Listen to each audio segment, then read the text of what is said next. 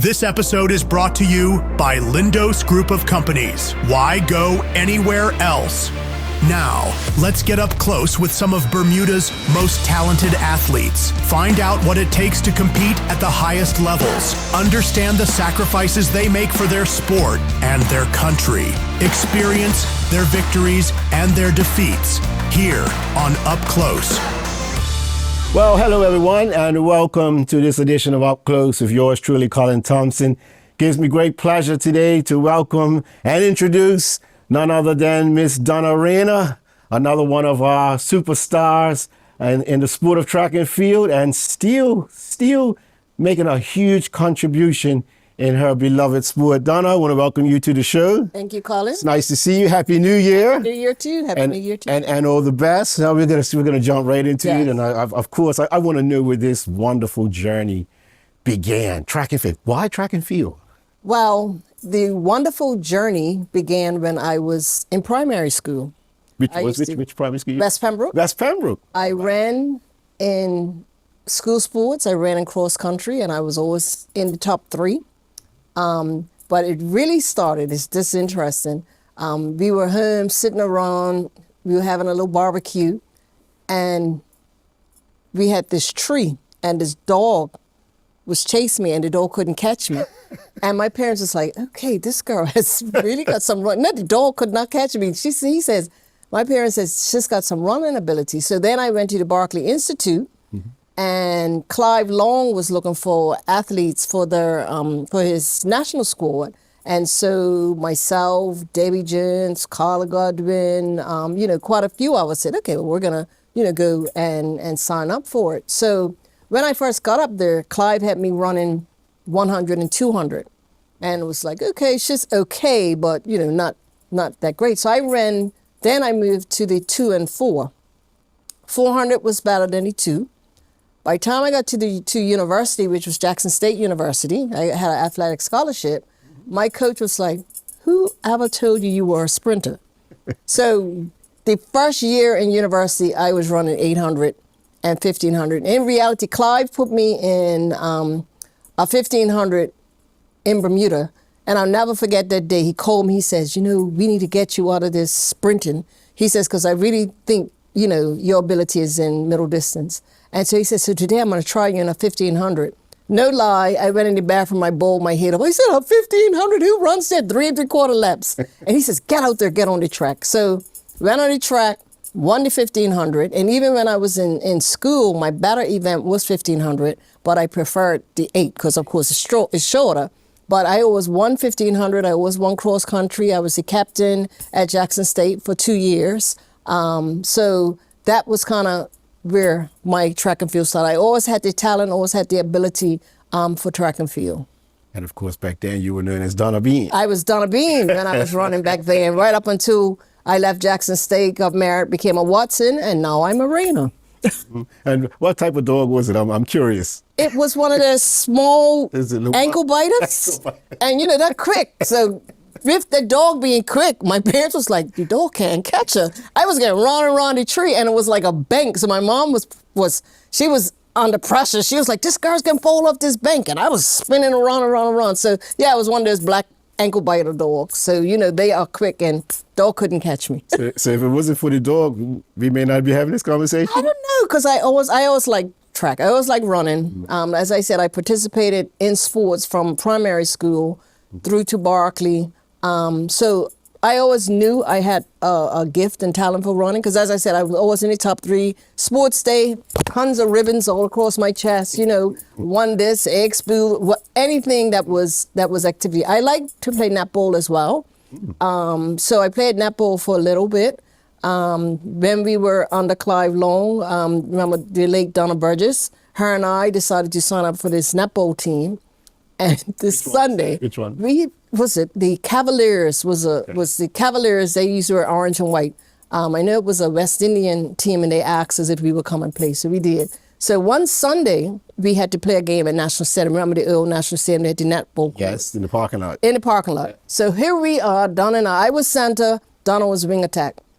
I had the ball in my hand, and we looked up, Clive Long comes riding in on his bike. I looked at Donna, Donna looked at I, because of course he didn't want us to play other sports. So I threw the ball real quick to her, and we were trying to, and he didn't say nothing, but I knew he saw us. So then Monday when we went training, he pulled us both in his little office, and he says, "You two need to make a choice today. You want to play netball or you want to run track?" And I was like, he said, netball is not going to get your scholarship, track will. So that was an easy decision, so I never played netball again. Wow. So, yeah, so I enjoyed, I wouldn't say every sport. I love to watch every sport, but track was always my love, my passion. And of course, and still is. Of course, you did get that scholarship. I did get the Further your scholarship. 4 years. education 4 years. and your athleticism. Exactly. 4 And years. how did you get scouted? How did that Well, materialize? what happened, our coach, his name Coach Epps, he contacted Clive, and at first he was looking at Mike Watson. So he says, I want to offer Mike, the scholarship, blah, blah, blah. Then he said, by the way, and Clark Godwin and Dennis Trott was already at Jackson State. So then he said, well, do you have any other athletes? He said, because I'm trying to build my program. So he says, yeah. So it was, I think it was like 5 or 6 of us that ended up getting scholarships along with Michael for Jackson State. So really, Michael was the impetus for us getting the scholarship. But then he said, I want to start recruiting from the Caribbean. And since I already have, it was 3 of them was Kenneth Brimmer, Dennis Trott, and Clarky Godwin was at Jackson State at that time. And so they recruited us, and it just went from there. Wow. Dr. Clark Godwin. So, yes, Dr. He was Clark an athlete himself. He was an athlete, high jumper. High Yes, jump, he yeah, was. He yeah. was. He was. Well, yeah. never mind back Yes. in the day at work. Yes. Yeah. Yeah.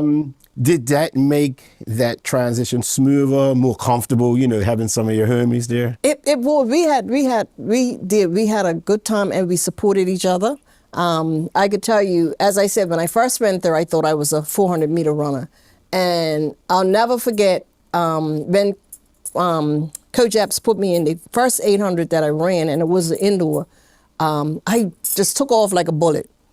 And of course, died the last 200, so everybody came past me. And I'll never forget, Mike Watson pulled me to the side, and he said, could we sit down and kind of talk about strategy? He said, because if you don't get this together, you're going to end up losing your scholarship. So he says, why don't you try this? Take it easy in the beginning and save some for the end, and let's see how it goes. So I did that, and the next race I won, and the next race I won.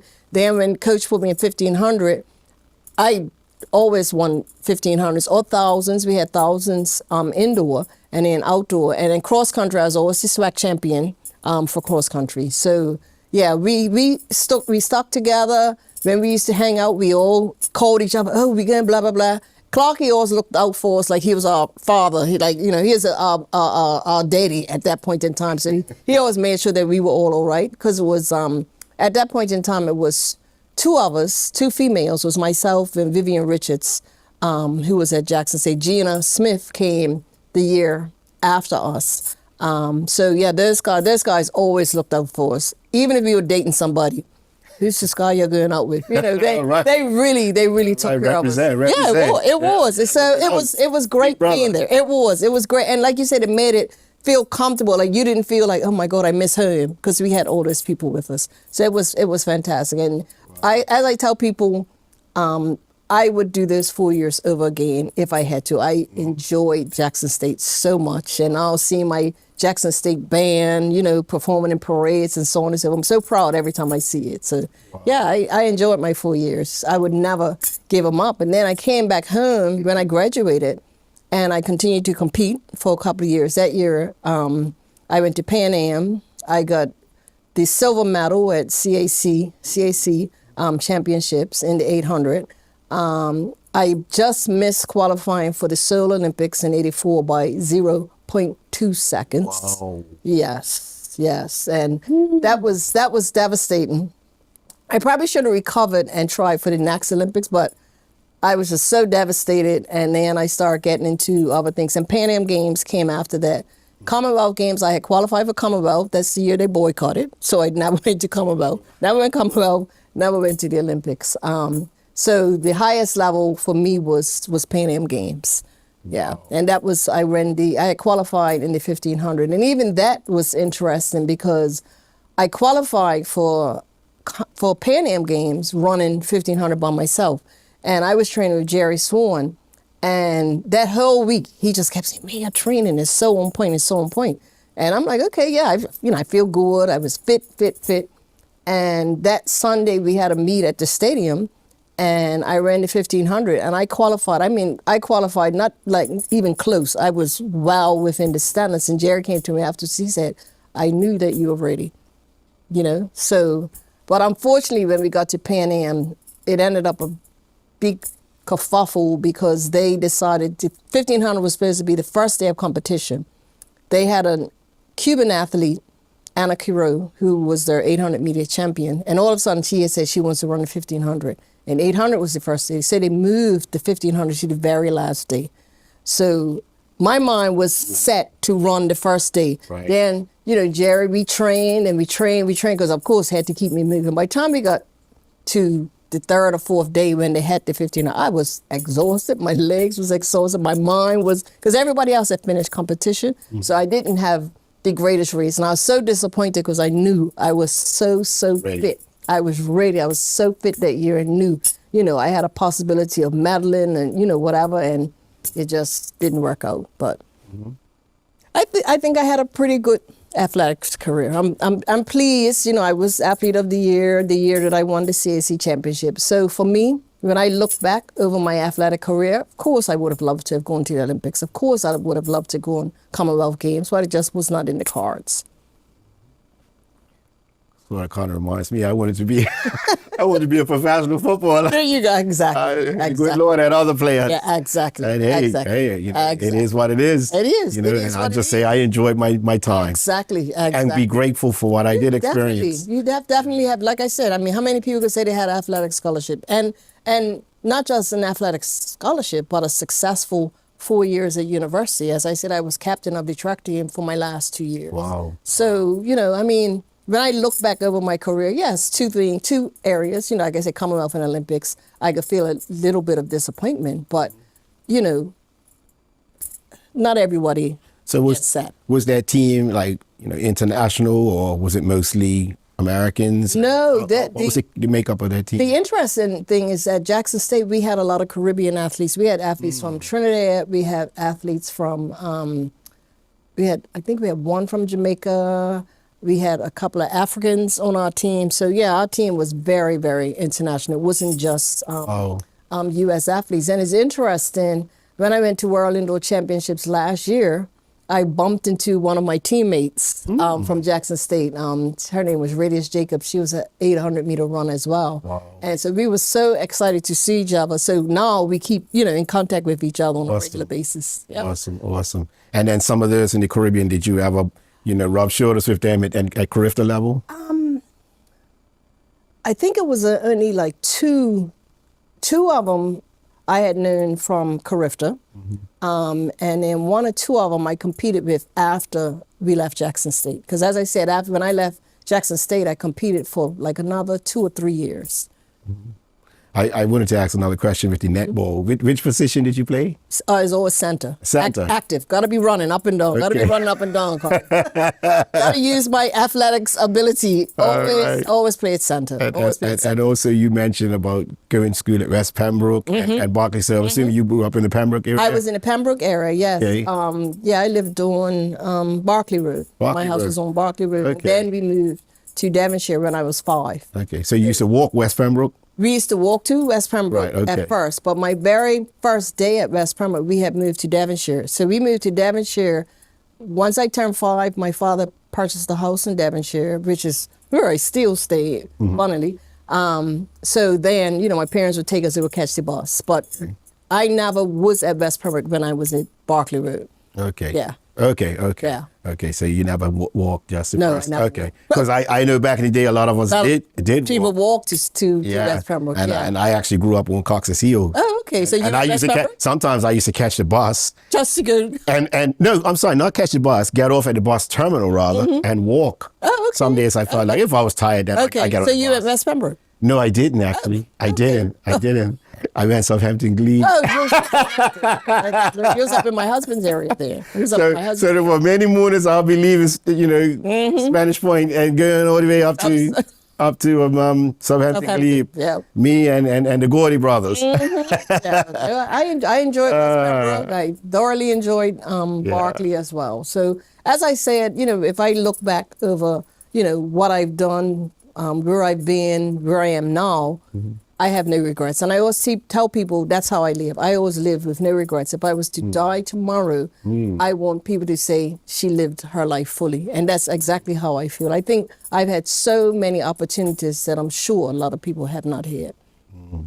Wow, that's awesome. And so what kept you going? Like, during the ups and downs, and what was it that kept that fire lit? Well, I think, as you know, I became president of the Bermuda National Athletics Association. I was first on the board. Mr. Smith, Clarence Smith, the late Clarence Smith, he was president at the time.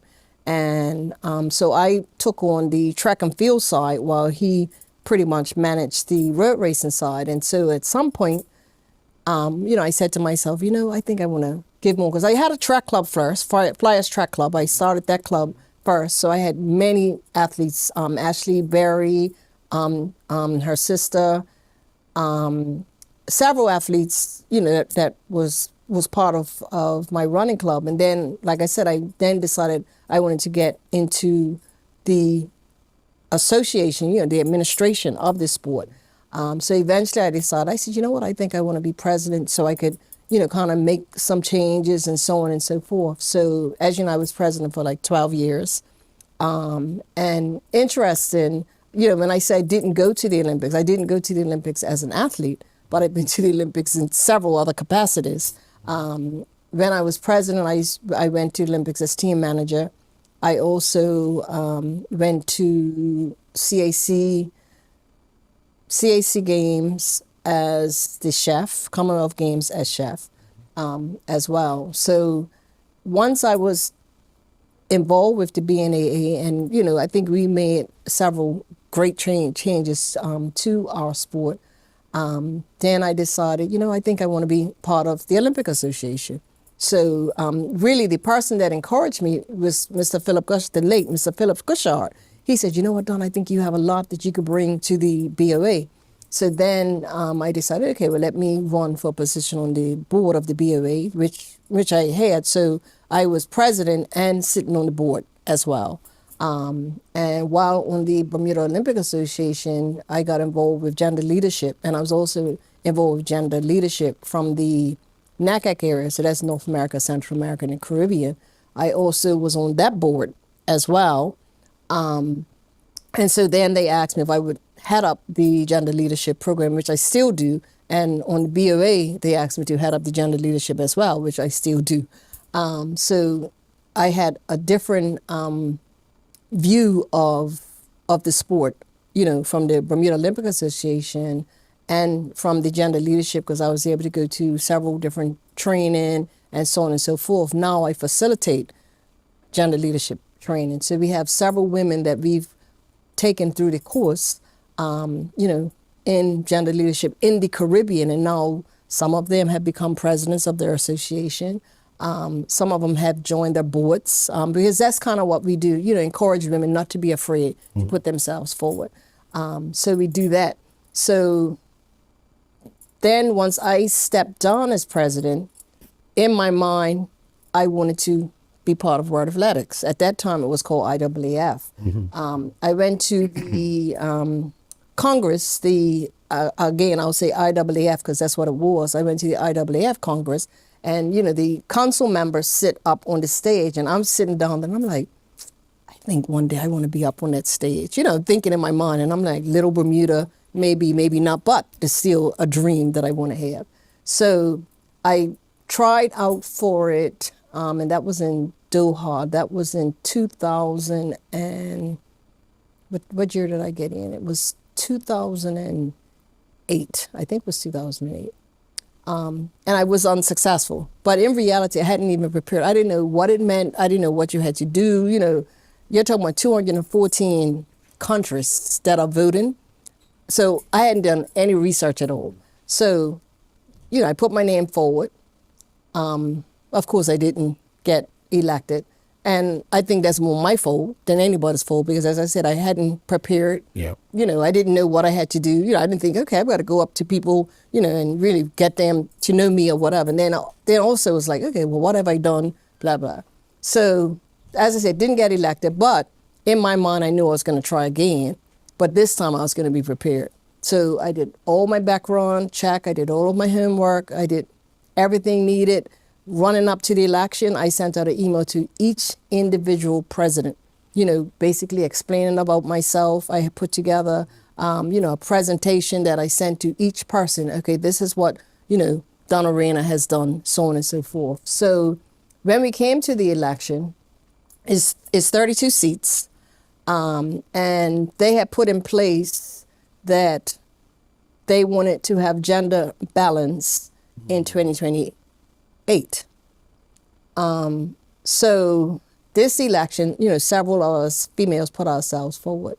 And so the election was interesting because I wasn't able to be in the room because at that point I had stepped down as president. So I wasn't a Congress member. So I had to go in this other room. So sitting in the room, they had a big TV screen and everything. But for me, because I had met so many people, through my running for the election, and also with gender leadership, I had met so many people also because I had traveled around to different places to do facilitation, to do training and so on. So in that room was several people that I knew. So they were all there with me, holding my hands and whatever. And I swear this must have been one of the scariest things and stressful things that I think that I've ever done. So you're sitting there, they're starting to name, the people for the council. Names come up on the screen, you see the names, and you're sitting there and you got your fingers crossed. Everyone's got the arms around me. You're going to be okay. There comes Donna Raynor up on the screen. Oh my God, Colin. You don't know. I had been to the restroom. I had prayed. At that point in time, I had lost both my parents. I was praying in the bathroom. I'm like, Mom, Daddy, I need you to pray for me, look over me, blah, blah, blah, blah, blah, everything.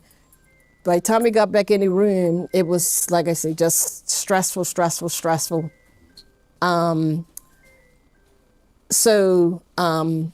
Once my name came up, I just started crying. I just was like, oh my God, I'm on the council. And the thing about it is, it was 13 females and 13 males. So we had gender equity, gender equality, which is something that we were looking for in 2028. In 2028, not this election. So we ended up a period ahead than what was expected. But I'm telling you, sitting on this council, it is amazing.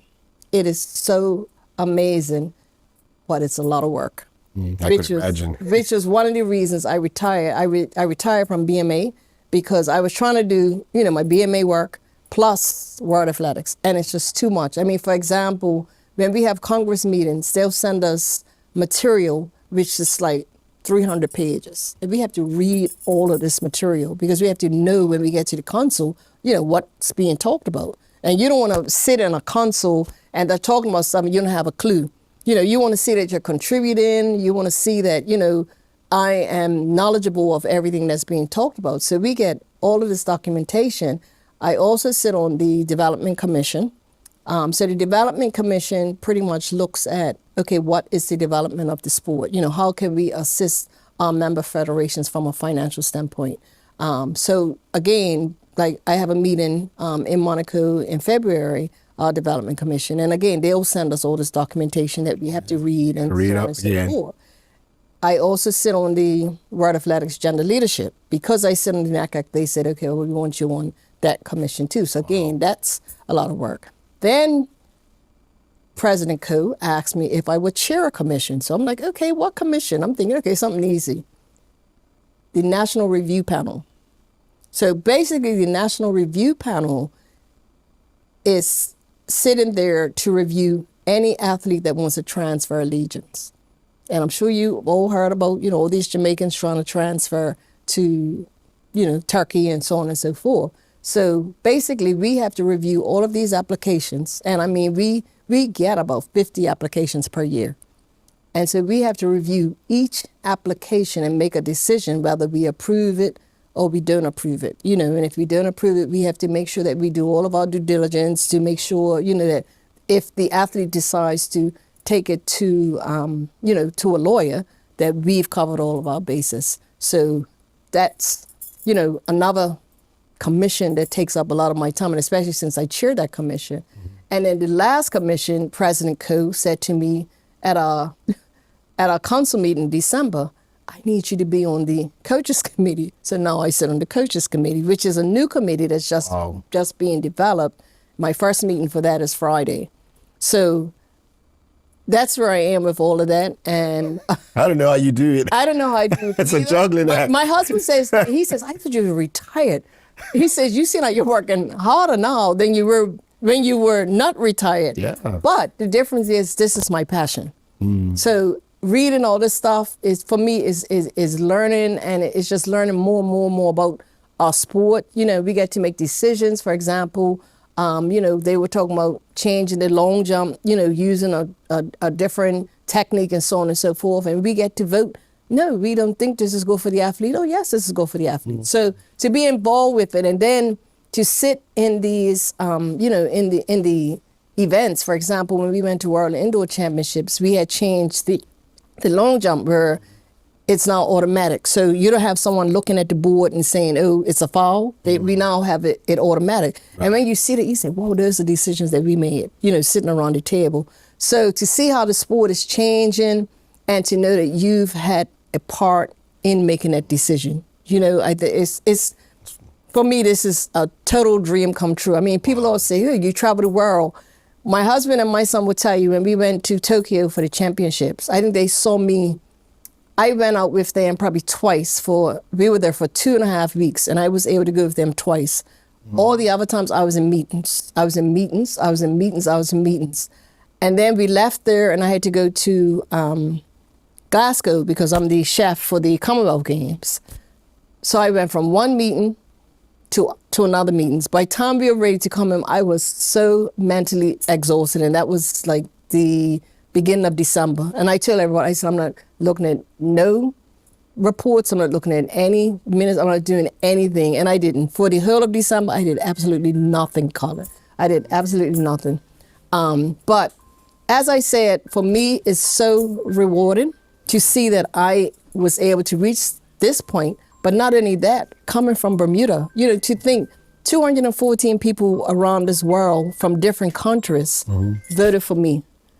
From a small island of Bermuda, I would have never, as I said to you, that was my dream, but I never really in my mind thought, this could really come true, but it really has. And that's why I say to you, for me, I live my life by saying I want to do the best that I can, do the most that I can, so that if I was to die tomorrow, next week, or whatever, I could say I've lived my life as I've wanted to, and I've had opportunities that I haven't let go by, and hopefully I've helped people along the way as well. When I see all my athletes and they come up to me and they give me a hug and they say, thank you, Aunt Donna, for what you've done. I always say, out of 20 athletes, if I make a difference for one or two of those athletes, then I feel like I've done a great thing. And it's so many of them that, I see out there and I'm so proud of. Dej was one of the athletes that was part of Flyers Track Club. As I said, Ashley Berry, she's now out in living in the UK, and she has her degree. I think she's doing some sort of chemistry or something like that. She still runs in some of the races, but just to see, where these athletes are, and even not athletes that were just specifically on my track club, but like people like Trey Houston, who was, an athlete when I was president, and I look at Janai, I look at Caitlin and, Caitlin Bob, and I'm like, wow, to see these athletes where they are, it really, makes me feel proud. And I talk to Caitlin on a regular basis, when we were in Tokyo, we went to the to Disney Park and so on and so forth. So to see these athletes doing well, it really makes me feel good, and to know that I was a part of their life. Yeah. It makes such a big difference. And I think that's I get more out of that. And as I said, even sitting on the console to see the differences that we're making for athletes around the world. You know, it really warms my heart. Yeah, you mentioned Caitlin. Yeah, she's really really making strides, big strides. She's doing well. She's doing well. And I keep telling I speak to her on a regular basis because I know it's hard when you become a professional. I mean, it's the same with Janai. I talk to Janai. It's hard because you now have to fend for yourself. You now have to find the finances and so on and so forth. But I keep saying to her, you've got so much talent. Don't lose it. Don't lose it. You know, and whatever I can do, you know, even from the BOA standpoint and so on, you know, to make sure that, you know, she is receiving funding. She is receiving the things that she deserves to receive. And I keep saying to her, just hang in there. Just hang in there. You know, and with Janai, you know, Janai's had so much problems with injuries and so on and so forth. And I just tell him, just hang in there. You know, you're going to get that one big break. And I mean, last year he started off really well. Then the injuries came through and stuff. So I told him, I said, you know, there's so many things going on. And I even tell some of the distance, because like with my son, D'Amico, you know, I was able to get him. He ran in the Paris Marathon. He ran in the community, the mass participation race. And this weekend, we just came from World Indoor Championships, and he ran in the 2K community run. You know, and I always I've told Sean, I've told Dej, if there's any race you want to get into, let me know, you know, because I have the contacts. Like with D'Amico, he's going to run Berlin. So, you know, I pretty much spoke to the organizer. I met the organizer, and he's got him in the race. I've told those guys, if there's any event that you really want to get on, let me know, and I'll make sure that, you know, you can. So that's what I'm saying. So for me, how can I assist some of our athletes in the position that I'm in? And I know I do because I have the contact. So I just keep reminding them, just let me know. You know, if there's something you want to do, let me know, and I'll make sure that, you know, it happens for you. Well, I hope they're out there listening. But Don't forget, give our Donna a call. He will contact me, say, Donna, I think I want to blah, blah, blah, blah, blah. And I say, yep, let me know. Then sometimes I call him and say, well, I changed my mind or whatever. But I tell him, if it's ever anything that you want to get into or whatever, just let me know. And Dej, of course, is following in your footsteps. Yes, he is. He's sitting on He's going on to the administration side as well. He's actually doing the jogging there because he's still competing as well. Exactly. He's in the BNAA now. He got voted in, and he sits on the BOA as the Athletes Commission. So, and that's the other thing that, you know, we want the athletes to know. There's a path once you have finished with athletics. There is an other path. You know, you become a coach, you become an official, you know, you could become an administrator. So it doesn't have to stop, you know, when you compete. Because some athletes get to a point and it's like, I'm not competing anymore. You know, I don't know what to do. There's a lot. There's a lot. There's so many doors that can open. Even right now, I'm trying to work with, you know, one of the latest in Bermuda. She wants to become an official. So, you know, last year I pushed and told us, make sure you get her, you know, to officiate at CRIFTA, which she did. So now I'm trying to push Jarita, make sure you get her to officiate, because she's going to sit the World of Athletics exam in a couple of months. So, you know, again, I'm pushing, you know, wherever I can, especially women, because they're always looking for more women, you know, women officials, women coaches, and so on and so forth. So I'm just out there trying to push that and trying to get Bermuda even more on the map. And you mentioned Olympics earlier. And you had a wonderful opportunity or privilege to present medals the last Olympics. Tell us more about that. It was interesting because they send us an email and they say, okay, what event do you want to present? Something. Okay, I'll just, you know, I want 400-meter hurdles to Sydney McLaughlin, right? So I'm like, I'm probably not going to get there. You know, I'm one of the junior members on the console, so they're probably not going to give that to me. Oh, when I receive, because how they do it, the night before you get a letter, because we have to, they tell us how we have to dress and so on and so forth. So you'll get a letter the night before under your door in your hotel, and you open it up, and it says, oh, you will be presenting blah, blah, blah, blah, blah, you know, for whatever event. Oh my God, I just screwed. I said, oh my God, I got the 400-meter women's hurdles. So just going there and standing there, Colin, and you look around the stadium and you're presenting a medal at the Olympic Games. It's like, how awesome is this? You know, you're like, how awesome is this? And then people sending you pictures. Oh my God, I saw you presenting a medal. Even though they kept sending a red suit, my suit was orange. Because that's the other thing I brought to the council. So funny because, it's like most of the women are older women. So, they dress, black suit, blue suit. I walk in with a green suit. I walk in with an orange suit. So now they're all wearing colors. So they always tease. They say, "You've changed this council so much." Even the way we dress. Want some color. Exactly. Even the way we dress. So, but yeah, that was a moment, Colin, I will never, ever forget. I mean, you look up and you just see the stands full. And you're like, I'm here presenting a medal at the Olympic Games, So, and Tokyo was the same because we had World Championships. So I presented a medal at the Tokyo Championships. And World Indoors, I presented the medal to Julian Alfred. She won the 60 meters. And so people from St. Lucia and Bermuda were sending me medals. Oh my goodness, you presented a medal to our hero and stuff. So it's like I said, I have had a wonderful life. Representing. And I'm putting Bermuda on the map. I'm putting Bermuda on the map, and I'm trying to get other people on the map as well. They're coming. You're inspiring them. They're coming. That's it. And inspiring women to get more involved. I mean, I remember, Jarita said, I think I should run for president. And I said, why not? I said, do it. I said, you could either win or you could lose. I said, just put yourself forward. And I mean, she ended up winning, which is fantastic for her. But, my thing was, just put yourself forward. We always come up with excuses. Oh, I got too much to do, or this, or that. Just do it. And that's my motto. My husband and my son will tell you, whenever we're going to do something, I said, just do it. Let's not think about it. Just do it. And that's how I live. Just do it. I mean, it could work out well, or maybe not, but then you learn from it. It's mistakes, and then you make it better. As I said, I lost the first time when I ran. I didn't say I'm not going to run again, but this time I put the effort into it. As I say, preparation is A1 important. That's right. A1 important for anything that you do, preparation. Yeah, when they say proper preparation. Proper preparation. Prevents poor performance. That's exactly five it. P's. That's exactly it. And that's all part of life, right? That's all part of life. If you don't prepare yourself, don't be mad at the results. And that's why the first time I wasn't mad at the results, because I said, girl, you had put no work into this. You did no research or anything. So, I wasn't disappointed, but I knew, okay, let me find out what I have to do, and then, I talked to a few people and they said, you got to get on commissions, you got to get on committees so people can get to know you. Because as I said, we're talking about 214 countries around the world.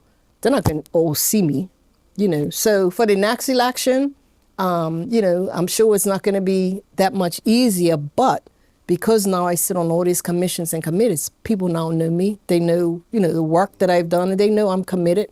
So hopefully it's not going to be as difficult as the last one. But like I said, you're talking about 214 countries. There's Africans. They may have somebody else in mind. You know what I mean? So we'll see. But I'll put that effort in, Colin.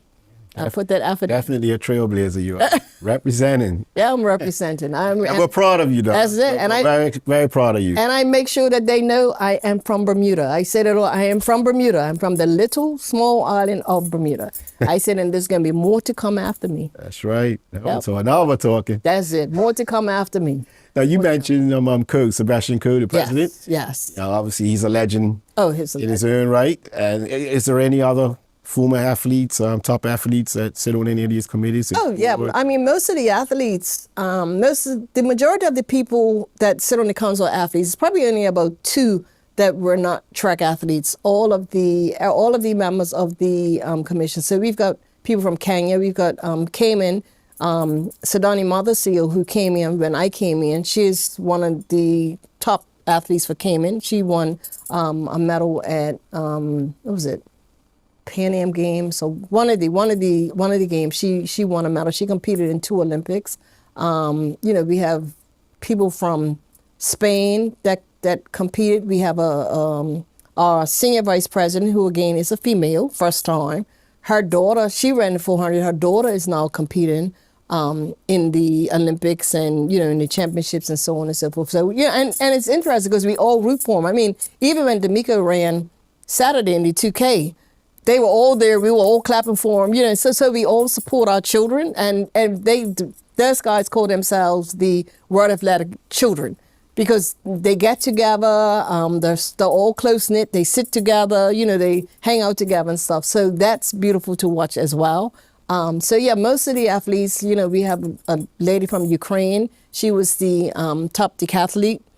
She won the Olympics. So pretty much everybody at the council was involved in athletics in some form. As I said, it's only like 2 people that sit on the council that were not athletes, but they were involved with athletics. Yeah. I actually saw D'Amico running up and down. For some reason, I always catch him coming across Christchurch, Devonshire. Yeah, that's what we say. That's where we live. I always catch him coming that way, and he's doing his little shuffle. Yeah, his little shuffle, yeah. So no, I know he was preparing for that overseas event. Exactly. All right. Exactly. I just thought he was out. He's out running, getting ready for this weekend, right? Yeah, but he's definitely committed. Yeah. Oh, well, he's got 2 committed parents, so he didn't have a chance. He tried his hardest to stay away. He played tennis for years and years and years. And all of a sudden, that bug caught up with him. I tell him, I said, you fought it as long as you could.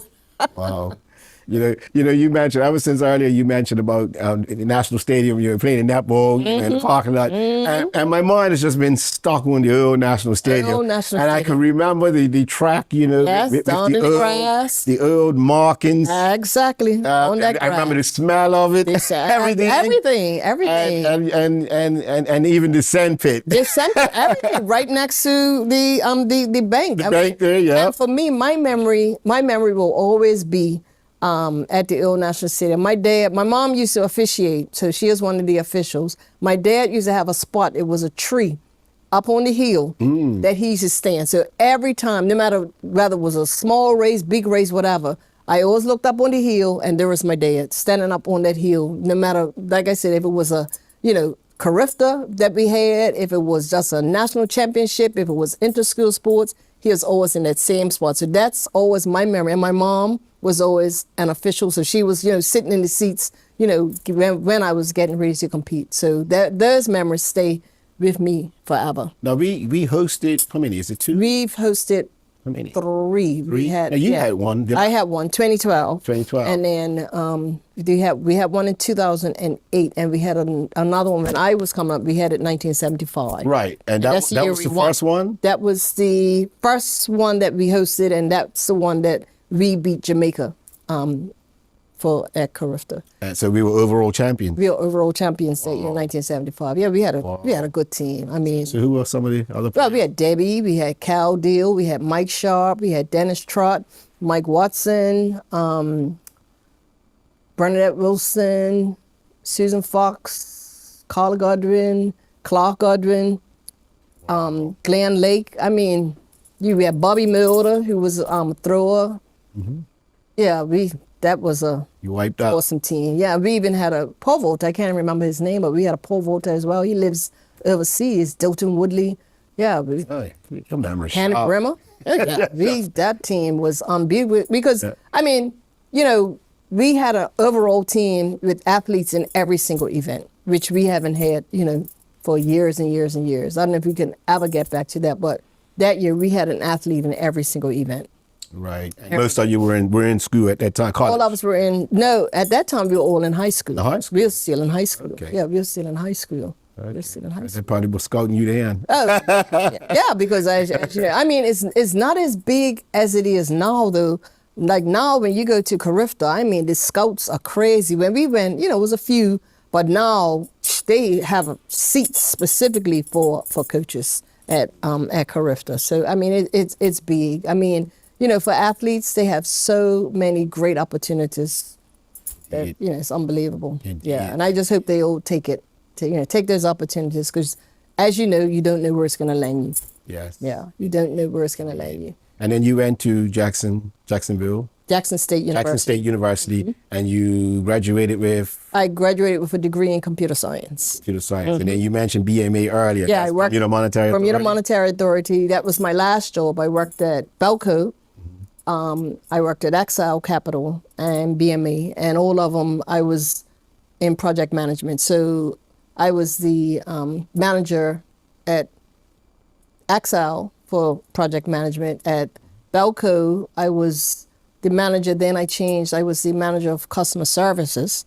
And then when I went to BMA, I was an AVP. When I left, I was an assistant vice president not assistant vice president. What was I? Whatever it was. Anyway, it was all. I ended up in the project management area. Okay. Yeah, so managing project management managers and managing projects. And some of these skill sets that you've acquired, you know, you've been able to you know, transition them or use them, you know, definitely with whatever you're into. Exactly, definitely, because I mean, sports administration, exactly, et cetera, et cetera. That's project management. I mean, even when we held Carifta Games, everybody would tell you, I have my spreadsheet. You know, this is all the things that we need to do. You know, this blah blah blah. This is the timeline, and so on and so forth. So that's a skill set that you use. You use it in life. You know, manage a trip. It's all about project management. So yeah, I still use those skills. Chairman of a committee, and managing people.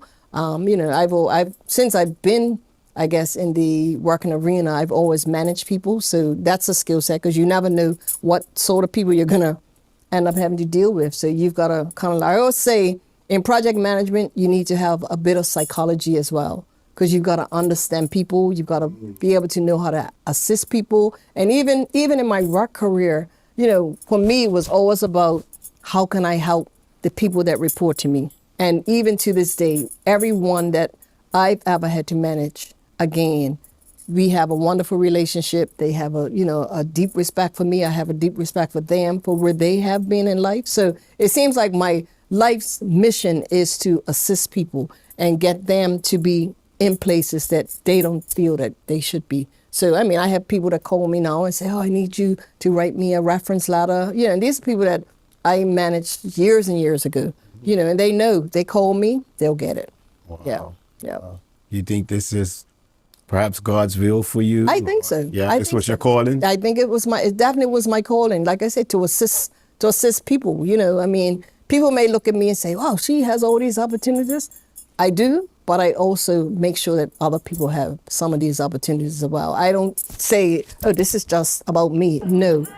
As I said to you, for me, where I am is about bringing other Bermudians up behind me so that they can have the opportunities. And that's what I used to always say to my athletes. You know, when I used to coach, when I was in Flyers Track Club, and I used to say to them, I want you guys to have the same opportunities that I've had. I said, it's been great. I mean, I said, just think about it. Your parents don't have to pay a penny for you to go to school. And to have that type of opportunity, you know, to go away to a university, to run, which is your passion. You know, and then we had to be disciplined because we had to make sure we got our schoolwork. I mean, I graduated with a 3.8, you know, from Jackson State, because you've got to be disciplined.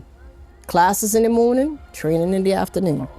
You know, so, you know, that has taught me discipline, you know, across the board as well. And I think sports does that. It teaches you discipline, and it helps, you know, it carries you through to your life. So, you know, just being involved with sports, I think, is a positive for anybody, if you take it seriously and if you commit. And of course, there's the health benefits as well. You know, keep totally fitness. Healthy, totally. You're still in shape. Exactly. You're still doing something. What you doing these days?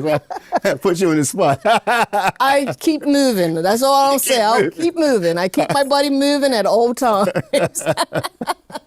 No matter what it is I do, I just keep moving. No, sometimes I know my family, like, oh my God. You know, we always say, and we make a joke, you know, when you were young, because my parents had to keep up with me. I was the busiest out of. Of course, because not even the dog could catch you. Not even the dog could catch you. My sister brother more docile than me, you know, laid back, whatever. And people, we always laugh and say, you know, if we got tested when we was young, I'm sure I probably would have came up with ADHD, because like I couldn't sit still. I still like that. But you find a lot of athletes like that. You know, I mean, we're just always on the move. Or you know, keep up. You know, I say to my husband, "Come on, keep up. You got to keep up." And sometimes he says, "You go ahead. I'm relaxing while you run around and do whatever you have to do." But I enjoy it. I love it. Like I said, never would have been able to think that I could retire, but still be doing what's passionate to me. Mm-hmm. Yeah. How many people get that opportunity? You know, so I have to, like you said, say thank you to the man up above. Amen. All the time, because, you know, this just didn't happen. Mm-hmm. But you still have to put the work in. You have to put in the work. I was going to say that. You have to put in the work. You got to put the work in. You have to put in the work, Colin. It's not just going to happen if you just sit back and hope for the best. You have got to put yourself forward.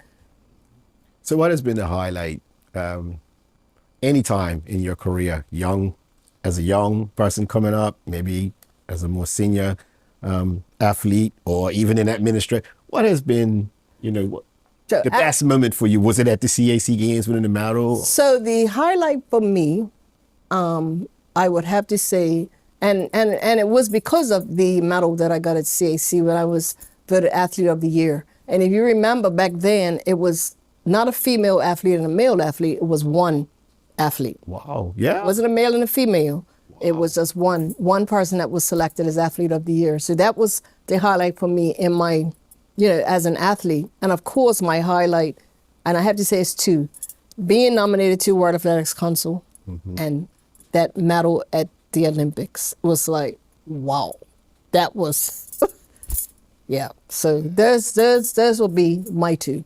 That's definitely amazing. My two. It's amazing, and I always tell people this, our overseas athletes, when they're thriving in their sport, excelling or reaping success, I enjoy that success probably just as much as them. I'm so proud of them and happy, and I tell a lot of our athletes today as well, aim high. Aim high. There's a bigger stage out there, and like you said, there's so many more opportunities today. Like you go back in a few decades ago, you didn't have those opportunities. Nope. Now we see it in football. Every time you look, there's a young Bermudian, popping up at an academy, and he's got his foot in the door. Exactly. And we wish him well. That's it. And of course with the track and field as well. And even with football, you see all these guys getting these opportunities to officiate these, top matches. I mean, it was just something I saw the other day where 4 of them were going to be assisting with some, I can't remember which match. FIFA list. Yes. Referee, FIFA international list for this year. That's it. So, they will be assigned to 2 different matches. So, yeah. Again, from Little Bermuda. Little Bermuda. I always say we punch above our weight, but I always wonder, do Bermudians even understand the levels that some of us are at? I don't think they do. I don't think they get it. Like, people come to me and say, oh, you're doing some great things, and I say, yeah, thank you. And then they say, well, what is it? And how I always parallel it is I say, you understand FIFA? So they say, yes. I say, well, World Athletics is FIFA for athletics. They say, oh, wow, you're sitting at that level. Yes, but there's other people. I mean, you've got, what's the lady name that's designed Beyonce? She's designed clothes for Beyonce, and then, again, we talk about, these FIFA referees, and we've got people around the world from Bermuda that are doing so much stuff. And even the gentleman, Michael, can't think of his name, they had the art show at City Hall. I didn't even realize that he was the one that made Miss Piggy. I mean, it's just so much stuff that Bermudians. It is. Even. I mean, we're just come out of Christmas, and you have those old Christmas programs. Many of us grew up watching as youngsters. Yeah. And it's interesting to know that a Bermudian helped to produce. Was influential in that production. Exactly. Like co-producer. Exactly. Was it Rankin? Was it Rankin? Yes, Rankin. Rankin, yeah. Arthur Rankin Jr. Arthur Rankin, yeah. Yes, that's the name. Yeah. Definitely made an impact, and I mean, there's broadcasts. They still come on. And they're broadcast all around the world. Exactly. So he's touched a lot of lives. Exactly. From Little Bermuda. What was it? 76. Clarence Hill Clarence Hill won our first medal. Exactly. Saw that coming. Exactly. And now we've gone, one better than, two better than that. We got 2 with Flora. In Flora, yeah. So that's what I'm saying. I think, Bermuda needs to celebrate itself with the things that we have done. You know what I mean? I think, we look at local, but internationally, we have done quite a lot for this size of this island. And even if you compare it to some of the other islands, like I said, we are even way above some of the other islands. They have not produced the same thing that we have produced across the board. And it's interesting. I talked to a couple of people who've been to Jamaica, and they say, oh, they know Donna Raynor. They are so, and that's what I'm saying. So many other people and places are celebrating us. We need to make sure that we celebrate us as well and celebrate what's coming up behind us. That's, to me, important. We have to make sure that they recognize these opportunities that exist. We've got to let them know these opportunities exist. Don't think because we're from Little Bermuda that this is all we could do. because it's not. It's really not. And if you have the skill set, it doesn't matter where you're from, right? Mm-hmm. What you bring to the table, what they're looking for. If they're looking for something specific and you have it, they're gonna snatch you up. Yeah. So. Wow. And the world has changed. It's smaller now. Mm-hmm. So people, they got their eyes on you. Mm-hmm. They're scouts. They got their eyes and they're looking. Exactly. And like you said, you may have something, may not even necessarily know it, realize it. And, but they got their eyes on you. Exactly. And so, yeah. Yeah. If you get that opportunity, grab it with both hands. Take it, exactly. But I agree with you, celebrate it and also recognize, like it's even with our athletes, you know, for example, our Olympians, and okay, they go to the Olympics, you know, and you know, often and more times than not, they haven't got on the podium or whatnot, you know, but still, like you said, just getting there. You missed it by how much? 0.02 seconds. There you go. Look, I always remember that number. Yeah, and it carries a lot of weight just to get there. That's it. You know, to call yourself, I'm an Olympian. You know, that's a big feat, a big feat in itself. It is. Even to represent your country, and that's a question I can pose to you. You know, how does it make you feel, you know, being out there representing Bermuda? I mean, you're still doing it now as an administrator, but just in general, in period. Oh, no, it's I mean, to put on that uniform, it just makes you feel great. And I'll go back to when I won the silver medal at CAC, and you get on the podium, and, you know, you got at that time, we were red and blue. And you have your Bermuda uniform, and the flag goes up. It's like, wow. And even if you're at an event, you know, like when we were at the Olympics when Flora won, and, you know, you see the Bermuda flag go up, and you're like, wow. Right. You know, it really makes you, it really puts a smile on your face. It really makes you feel, as the song says, proud to be Bermudian. It really does. And you really feel it. You know, you feel it and you say, and like I said, in my mind, the first thing that comes to me, we are from little Bermuda, a dot in the ocean, and look at us. That's always how I feel like, just look at us. Yeah. You know, we're doing it. And they always say, don't judge the book by the cover or the size. Exactly, you know? exactly. You know, we pack a powerful punch. Oh, we do. And don't be fooled by the size. Exactly, and in several areas, you know, not just sports, but across the board. Yeah. And then Clyde Bass, of course. Clyde Bass, he went out there and exactly. You know, not only put Bermuda on the map, but, you know, black footballers.